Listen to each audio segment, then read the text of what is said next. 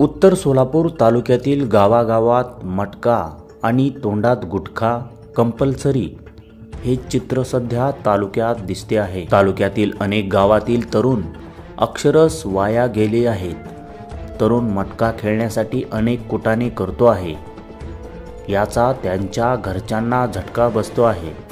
उत्तर सोलापूर तालुक्यातील मारडी, नान्नज, वडाळा, बिबिदारफळ, कोंडी, अकोलेकाठी, रानमसले, कळमण, कवठाळी या व इतर अनेक गावात दिवसेंदिवस शाळकरी मुलांना मटका आणि गुटख्याचे व्यसन लागते आहे। नान्नजसारख्या गावात तर कॉलेज तरुण गावात स्टँडवर आल्या आल्या मटका खेळूनच घरी जातो।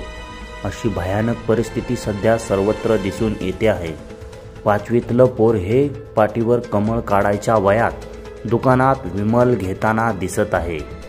तालुक्यातील भयानक परिस्थिती पाहता यावर उपाययोजना म्हणजे ज्याच्या त्याच्या पालकांनी आपले मूल कुठे काय करते यावर लक्ष ठेवणे गरजेचे आहे।